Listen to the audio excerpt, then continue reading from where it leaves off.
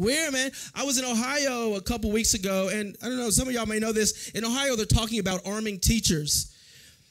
Yeah, and I'm like, they cannot arm teachers because I know how bad the training's going to be. You know what I mean? Like, it'll be a 1-hour PowerPoint where no one touches a gun, followed by a 20-minute breakout session where we talk about guns. And then while we're eating lunch, someone's just going to tap us on the shoulder and say, here's your Glock. You know, like, but no ammo because of budget cuts. So that's how it is. Yo, make some noise. We have any gun owners in the house? Make some noise if you own a gun. One person clapping for support. I feel like. No, you're not alone. I own a gun too. I own a gun as well. I bought one in 2020 when folks acted like the pandemic was real. You remember that? When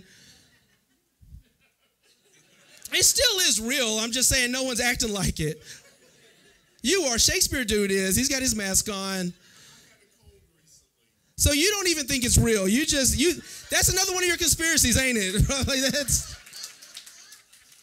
Because he could have said nothing, but he was like, no, it's because I thought I had a cold. Like that.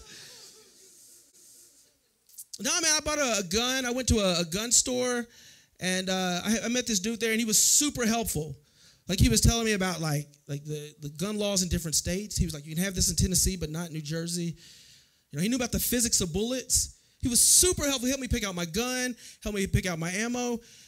And then as I was leaving, I said, bro, like, thank you so much. Like, how long have you worked here? He looked at me and said, work here?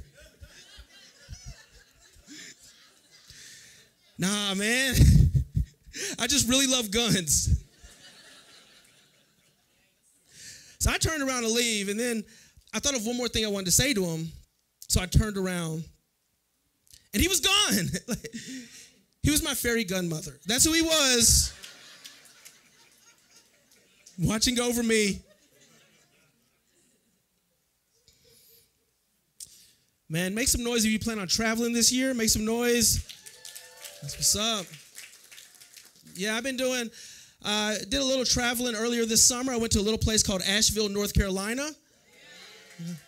Y'all, it just means I was going through an IPA phase. That's all that means. Man, it's weird. Like, Asheville is wild because it's a little bit of a hippie town. You know what I mean? But don't think they don't have crime in hippie towns. Because I got robbed by a dude with an emotional support dog.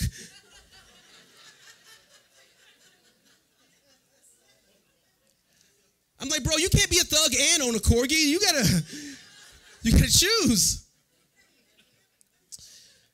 Last summer, I went to New Orleans and Savannah, Georgia. Okay, so some of y'all know. If you don't know about Savannah, Georgia, Savannah is New Orleans if New Orleans sold its rights to Disney Plus. It is. Oh, it is. But New Orleans is crazy though. Like I saw a fight between two bachelorettes get broken up by a dude with a snake around his neck.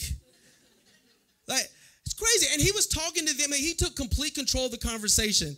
You know what I mean? Like, he broke them up, and then he started talking to them like they was Tom Hanks and Captain Phillips. He's like, look at me. I'm the bride to be now. You know what I mean? Like, he was just.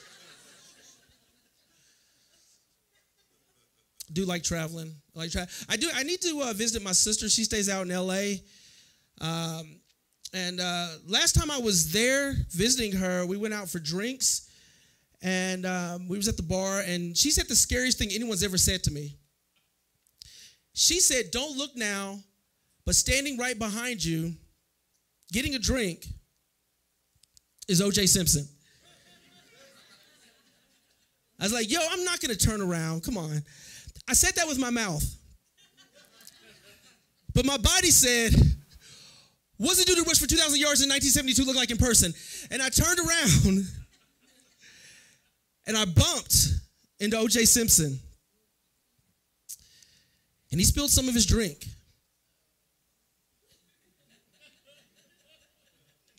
And we made eye contact.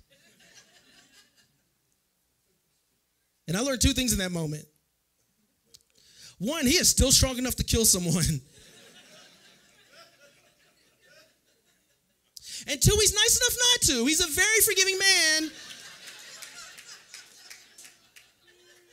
I don't know if y'all knew that about the juice.